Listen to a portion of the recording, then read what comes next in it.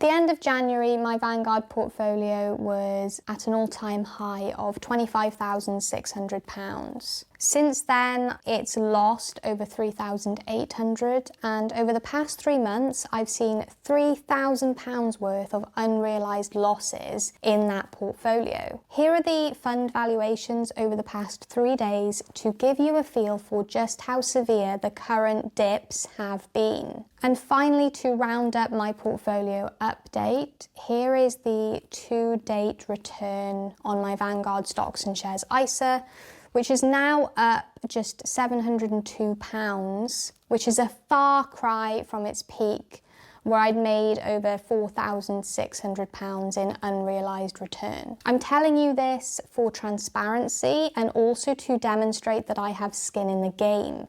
How this stock market crash pans out is going to drastically impact my personal net worth. Lately, I've been seeing a lot of emotions, and I've also been feeling this too. On the one hand, I've seen mainstream media which seem to be generally quite negative, and then we have financial influencers who generally are seeming rather positive. It feels as though the recent market drop has caused people to double down on their pre-existing beliefs, and in a way that I think is not very good. Non-investors are taking it as an excuse not to start their investment journey, whereas investors are almost seeing it as an excuse to try and time the market. Both of these strategies are bad for most people, especially if you are not in a good financial situation, which, let's face it, in the UK, we have the cost of living crisis, the housing crisis, energy prices rising,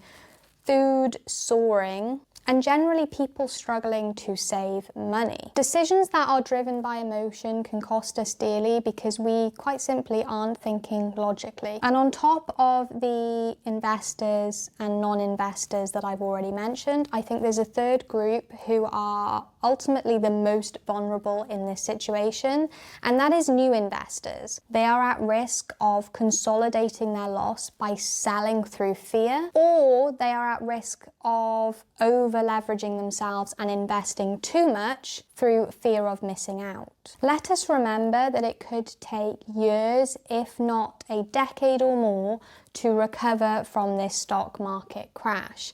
And honestly, nobody knows what is going to happen. Nobody has a crystal ball, and everybody will say, I don't know what's going to happen, but it's that but that you have to be a little bit mindful and careful of, in my opinion. Again, none of this is financial advice. It is purely for education and entertainment purposes. But in my view, what you need to do is not let the noise get to you. I heard someone say recently that nobody cares about property valuations unless you are looking to sell. I think this is a great analogy for the stock market too, because basically unless you need that money, the volatility and the crash is not going to hurt you. And also, I do want to say that only you know your own personal financial situation. The best laid plans are the ones strategically and carefully laid out and then predictably carried out. Most of the people hinting that they are about to invest heavily in the stock market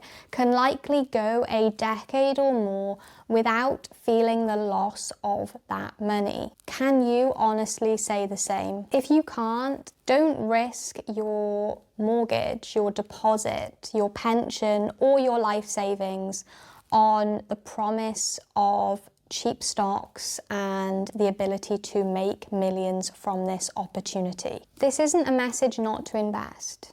It's a message not to invest impulsively. If you have the money, then that is a very different story. I want to end this video by calling out 3 special financial lessons that I will always push on this channel. The first of those is that time in the market beats timing the market. There is evidence that shows that passively managed funds have outperformed actively managed funds. If the professionals cannot beat the global trajectory of economic growth, then who are you to try and time the market? I think it's very dangerous because if you get it wrong, you could basically wipe out all of your gains. And if you're in it for the long term, is it really worth that additional risk of trying to time the market? The second financial lesson that I will touch on is compounding.